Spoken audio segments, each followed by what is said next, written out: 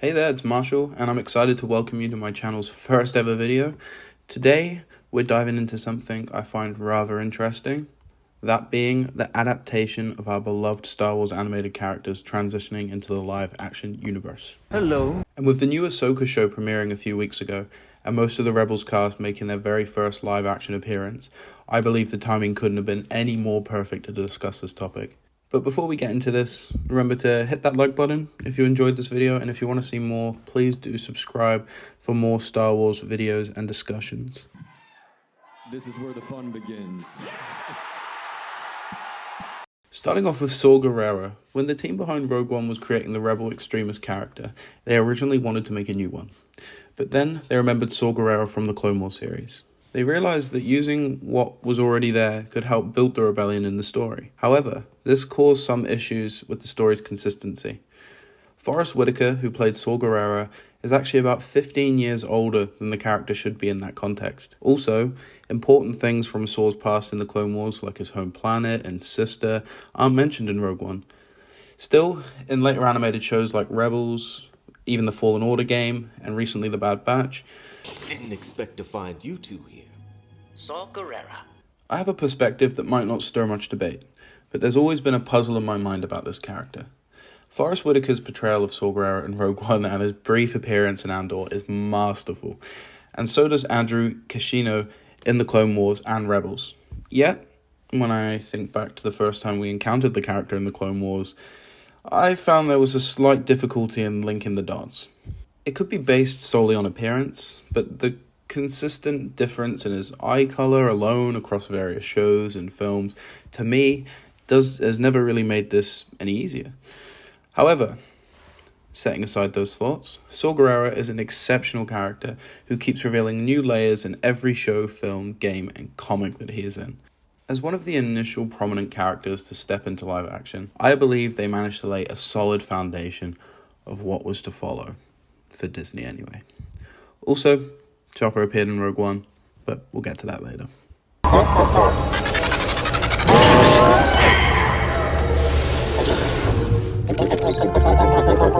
Now, getting into one of the best translations into live action, first appearing in Chapter 13 of The Mandalorian, Bo-Katan Kryze's transition from her animated origins in the Clone Wars to her portrayal in the last two seasons of The Mandalorian was an incredible testament to the power of character evolution. Despite the controversy that might have surrounded The Mandalorian Season 3, Bo-Katan's development shines as a standout achievement. Seeing Bo-Katan seamlessly cross over from animation to live action was a remarkable experience for fans who followed her journey through the Clone Wars and Rebels. Katie Sackhoff's reprisal of the role in The Mandalorian not only brought consistency to the character's voice, but added a layer of authenticity that honestly is very hard to replicate, I must imagine. What truly stands out is how her character was adapted to the gritty and immersive world of The Mandalorian. Bo-Katan's struggles, ambitions, and her quest for the Darksaber were translated almost perfectly, creating a fluid narrative thread that acknowledged her past while driving her story forward. The controversy surrounding The Mandalorian's third season doesn't overshadow the achievement of how Bo-Katan's character was handled. Her journey from animation to live action, her connection with Mando, and her conflicts within the Mandalorian culture were all presented with depth and respect. In a potential Season 4 of The Mandalorian, I'm really looking forward to seeing more focus on the dynamic between Din Djarin and Grogu.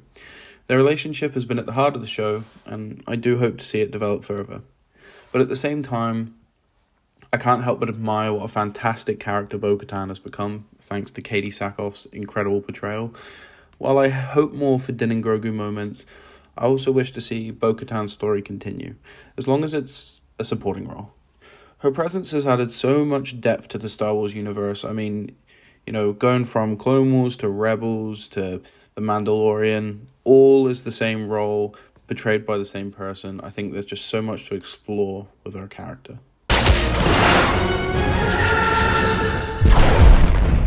Ahsoka Tano's journey is nothing short of remarkable. A character who transformed from one of the most polarizing figures to becoming one of the most beloved in the Star Wars universe.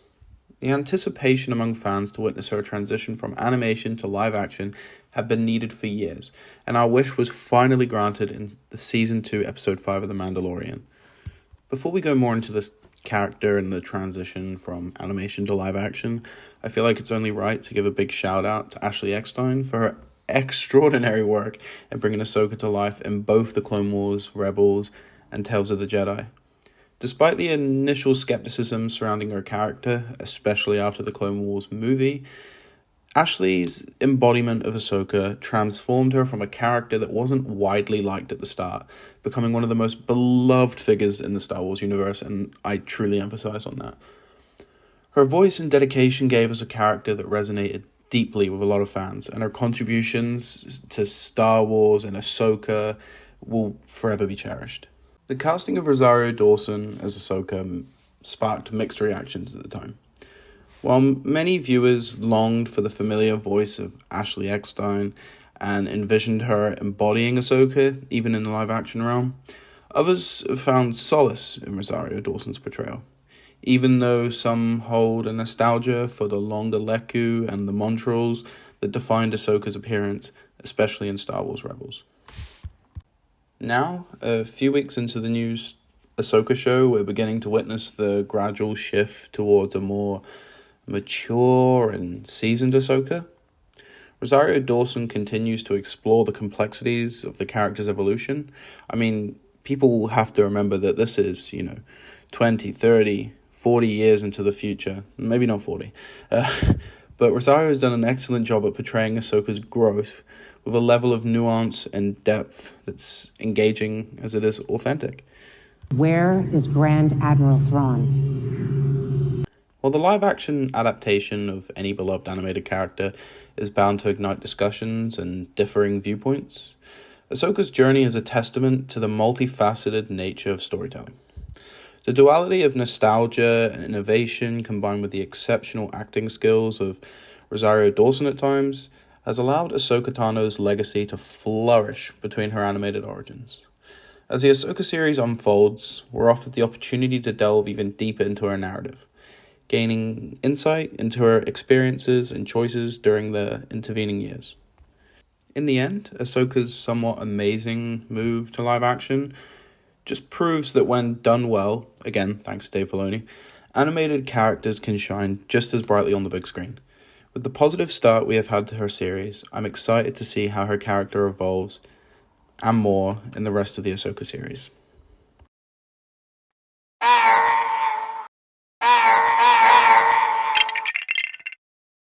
Now, moving on, as a devoted fan of this character, I can't help but be captivated by the legacy of Cad Bane. Following Jango Fett's demise, Cad Bane emerged as the galaxy's unparalleled bounty hunter, showcasing his lethal prowesses as both a sharpshooter and a strategist throughout the Clone Wars. He earned the trust of not only the Hutt clan, but even Darth Sidious himself, readily accepting any assignment for the right price. His presence then re-emerged in the Bad Batch, although his mission to deliver Omega to the Kaminoans ended in failure. However, his unexpected live-action debut in the Book of Boba Fett felt a little strange, due to his age in that time in the galaxy. It was somewhat puzzling how he was shoehorned as almost the main villain for the final 2 episodes, particularly considering the era. However, Boba Fett's training among the Tusken Raiders provided the edge he needed. Fett emerged victorious, finally, while maybe bringing an end to the saga of the legendary mercenary Cad Bane. While Cad Bane's transition to live action was a remarkable feat, there were a few elements in his appearance that felt slightly off. Cad Bane's alterations were subtle, yet notable. His face appeared too round, his mouth set higher than expected, and his skin tone seemed paler. Considering his age during the timeline of the show, these discrepancies might be attributed to the natural progression of time and the toll it takes on one's physical appearance. Nonetheless, it's a testament to the complexities of translating animated characters into the live-action realm. Well, what's next for Cad Bane? I hope he continues to be the absolute badass we've come to love in animation. If the creators decide to bring him back into live action, it is essential to give his character the screen time and depth he deserves. Taking criticism into account and ensuring he has a significant role that lasts more than just a few minutes will undoubtedly please fans and do justice to this iconic bounty hunter. Oh boy, where to start? The Grand Inquisitor's debut as the central antagonist in Star Wars Rebels marked a pivotal moment. Originally unveiled as a former Jedi temple guard, his relentless pursuit of Kanan Jarrus and Ezra Bridger fueled tension until Kanan's triumph over him in the Season 1 finale. In both the animated series and subsequent comics, it became evident that the Grand Inquisitor's power didn't approach the level of a Sith, yet he posed a substantial challenge to Kanan and Ezra, who possessed modest Jedi training at the time. The lead Inquisitor's appearance was a nightmare-inducing sight. His hollow, gleaming eyes, gnarled teeth, and elongated, creased head evoked a chilling presence. It's particularly baffling how his appearance went so wrong in Obi-Wan Kenobi, given that his species was clearly depicted in the prequel films. The Grand Inquisitor's design in the show seemed to stray drastically from his established appearance, resembling more of a human in face paint, or what I like to think a literal onion, than the distinct alien species that we were familiar with. The roundness of his head contradicted the original oval shape, while his eyes lacked a distinct yellow hue, and his teeth were devoid of the jaggedness. While some might attempt to rationalize this alliteration as a result of Star Wars Rebels-styled animation, his explanation falls short of addressing the evident disparity, especially when his species' visual characteristics were already established in the Star Wars universe. I don't want to focus on a large amount of negativity in this video, but it honestly just, in the end, summed up the Kenobi series. But to move on, it was a lovely touch from the writers to add in Hera Syndulla. Putting Hera Syndulla in was a lovely bit of fan service for us Clone Wars fans, and I think he looked fantastic in live action. But just a sad reminder of Order 66 and the jobs the Inquisitors had post A New Hope. I was going to touch on the fifth brother, but after even 2 minutes of starting my research into him again, I just saw his goofy look and felt like it kind of all just fell under the Kenobi show in a whole. But I would love to just shout out Sung Kang for a pretty decent performance. I mean, he didn't really look like the fifth brother, if we're being completely honest, but I respect the role that he did, and I just think it's best we move on. Moving on to the Purrgils. Their appearance in the Season 3 of The Mandalorian was a brief, yet mesmerizing moment. In the distance, Grogu gazes into hyperspace, discovering few Purrgil traveling alongside him in Din Djarin's new N1 Naboo starfighter. These space whales played a pivotal role in Star Wars Rebels, especially in the finale, where Ezra Bridger commanded them to dismantle the Imperial blockade of Lothal and apprehended Grand Admiral Thrawn. The grander revelation of their presence in Ahsoka's third episode was truly spectacular, capturing their magnificence in live action from up close. As the Ahsoka series unfolds in the upcoming weeks, it's an exciting prospect that we'll likely witness more of these captivating creatures in live action, and I look forward to covering them more in the future on this channel. Zeb takes the spotlight as the first living member of the Ghost Crew to embark on his live action journey, making a charming cameo in The Mandalorian. In a manner akin to Cad Bane, the character was brought to life through a seamless fusion of his original voice actor, Stephen Blum, and the expertise of a motion capture artist in CGI. Notably, Zeb's transition stands out as a pinnacle in the animation to live action shift. His portrayal far surpasses any other adaptation we've seen thus far, at least in my opinion, capturing the essence of his animated counterpart with incredible fidelity.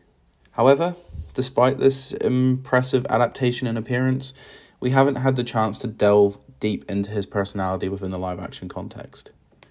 This is largely due to the limited time he was on screen in The Mandalorian. As discussions regarding his potential appearance in the Ahsoka show may arise, there's a slight concern from myself that any inclusion might not be possible. My suspicion arises from the potential hesitant on Disney's part to invest in the considerable CGI resources that required that are required to replicate Zeb's impressive appearance from The Mandalorian. Despite this, the prospect of seeing Zeb grace the live-action realm again remains a thrilling one, and a welcome one to be sure.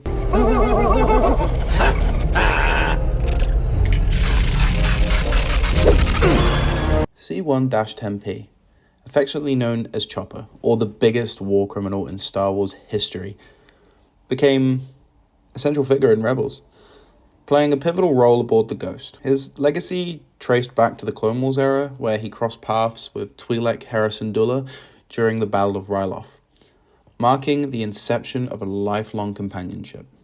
Can't just shoot it down, it would crash into the port city. While making a brief appearance in the Bad Batch's first season, Chopper's significance extended to Rogue One, where he cameoed in the Rebel Alliance's Yavin base.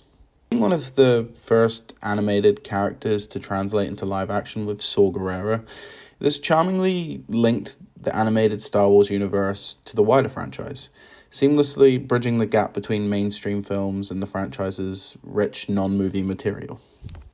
In any case, the journey continues as we're treated to an even deeper exploration of Chopper's character in the new Ahsoka series. True to form, even in live action, he remains the very same psychopathic war criminal that endeared him to us in Rebels. As the series begins to unfold, Chopper's distinct personality and unapologetic antics continue to bring a unique and unforgettable dynamic to the show. I think I can speak for all Star Wars fans when I say we can't wait to see more of Chopper in the Ahsoka series. Now, moving on to Sabine Wren. Originating as a vibrant animated character in Star Wars Rebels, she captured the hearts of fans with her artistic spirit and dynamic personality. However, Sabine's transition into live action in the new Ahsoka series, portrayed by Natasha Liu Bordizzo, has sparked controversy within the Star Wars community. While her appearance in the Ahsoka series comes close to mirroring her animated counterpart's visual aspects, some fans have expressed concerns about her portrayal feeling different from the Sabine we knew in Rebels. For my part, I believe that the adaptation largely nails the core look of the character, staying true to her animated appearance and even capturing her iconic voice. However, the perceived shift in her characterization might stem from Disney's potential handling of the character's empowerment, which some fans feel could overshadow the multifaceted personality that endeared Sabine to us in the first place. This divide highlights the challenges in translating animated characters to the live-action realm while staying true to their origin in animation. Ultimately, I have faith in Dave Filoni's creative direction, and I find myself aligned with his vision for Sabine's character in the Ahsoka series. Personally, I don't harbor any concerns about her adaptation and how it might differ from her animated counterpart. In fact, I'm intrigued by the potential nuances that her live-action portrayal could bring to her narrative. Looking forward, I hope that Sabine's character maintains her identity as a skilled fighter and a dedicated apprentice to Ahsoka, without necessarily delving into significant Force-related moments. This approach could serve to showcase her exceptional abilities and contributions without requiring her power to possess Force powers that Huyang playfully mocks her for lacking. Embracing this path could allow Sabine's journey to remain grounded in the qualities that have made her character resonate with fans and ensure her evolution feels authentic within the Star Wars universe. Now we're going to move into the amazing Huyang. Huyang was a unique and fascinating character, made his introduction into the Star Wars universe in the Clone Wars, voiced by the brilliant actor and voice artist David Tennant. Huyang is an ancient architect droid responsible for instructing Jedi younglings in constructing their lightsabers. His appearance in the Clone Wars adds a unique layer to the Jedi training process, and his guidance becomes invaluable in the aspiring Padawans. David Tennant's charismatic voice lends depth and charm to Huyang's character, making his interactions with the young Jedi Padawans a standout element in the couple episodes he's in. This introduction showcases the rich diversity of characters within the Star Wars universe and adds a touch of wisdom and history to the Jedi Order's tradition. Huyang's transition into the live-action realm through the Ahsoka series has been nothing short of fantastic.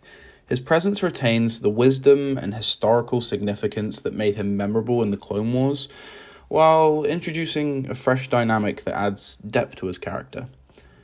Sporting a visually striking appearance that seamlessly blends with the series' visual style, Huyang is brought to life magnificently. However, it's his distinct personality that truly shines through, as he adopts an almost sassy approach, as people say, injecting sarcastic, somewhat humour and wit into his interactions. Huyang's interactions with Sabine offer a unique twist, as he playfully mocks her, proclaiming her to be the least suitable candidate to become a Jedi among all Jedi he's ever seen. This banter adds a layer of lightheartedness to the series, showcasing Huyang's penchant for wit. Despite his humorous demeanour, it's evident that Huyang is still deeply rooted in the traditional Jedi teachings he was originally programmed with. This contrast between his sassy demeanour and his unwavering commitment to the Jedi way of thinking adds even more complexity to his character, offering a glimpse into the intersection of tradition and evolution within the Jedi Order. In essence, Huyang's transition to the Ahsoka series not only captures his essence from the Clone Wars, but also enriches his character with a playful and dynamic aspect that complements the series' narrative.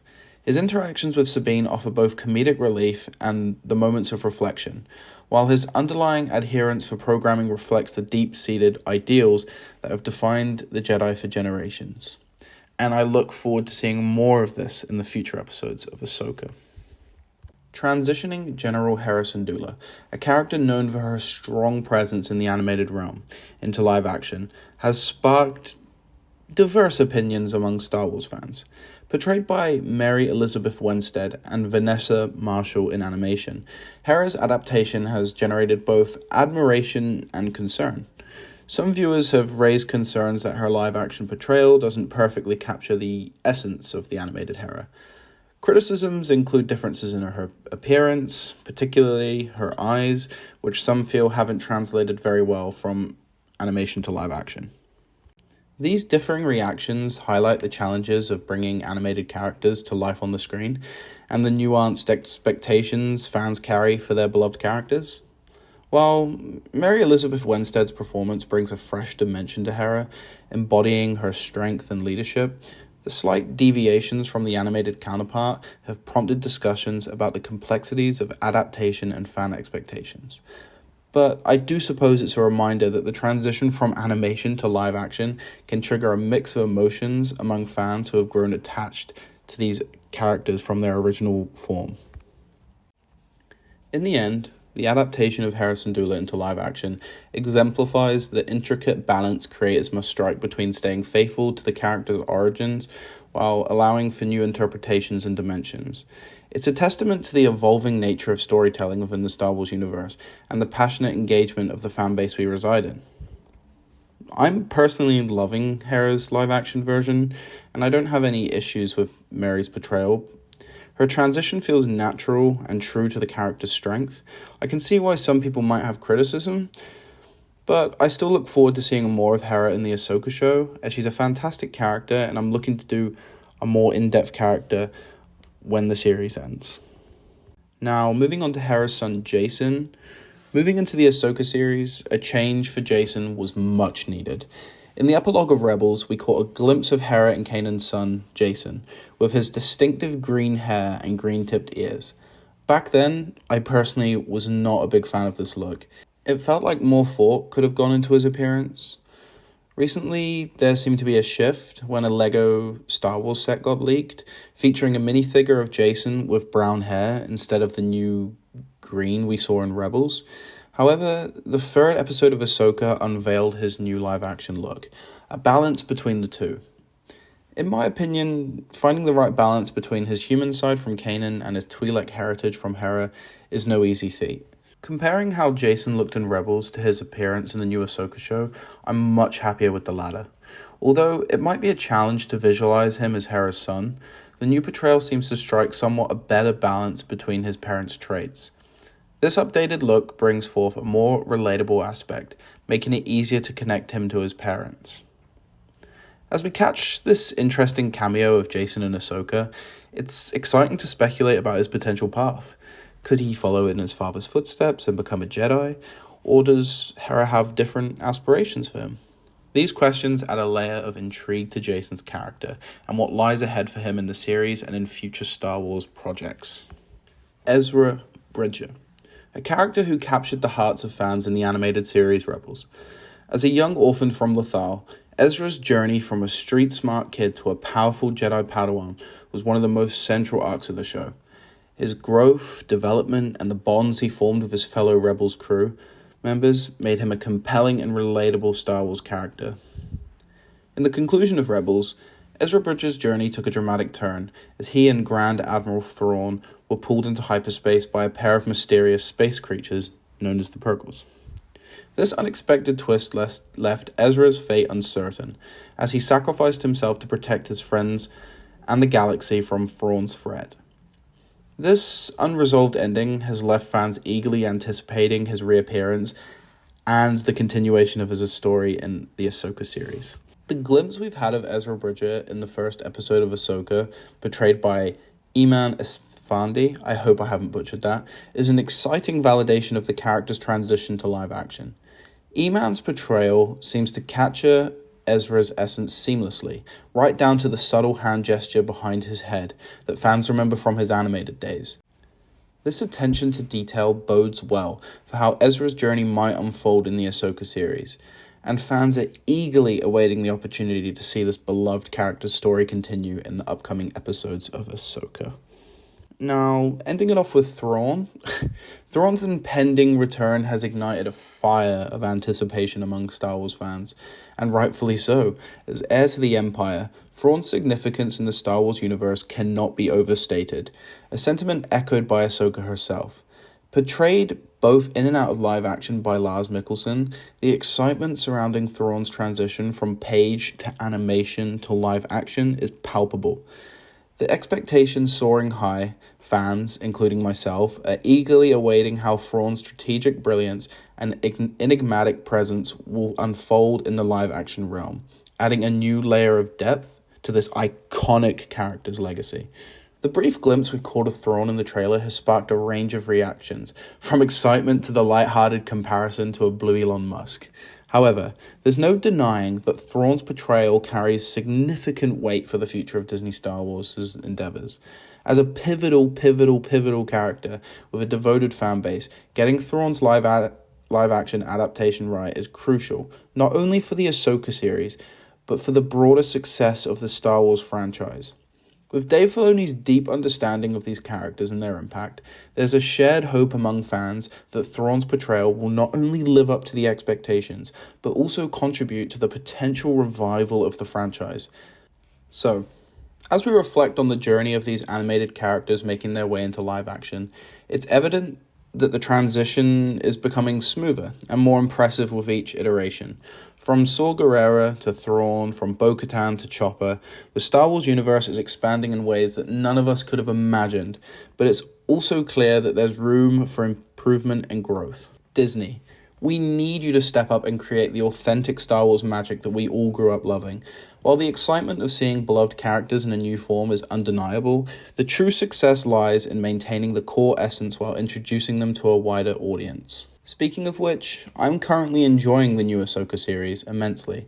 Despite some varying opinions, I'm thrilled to see how these animated characters continue to evolve in the live-action universe.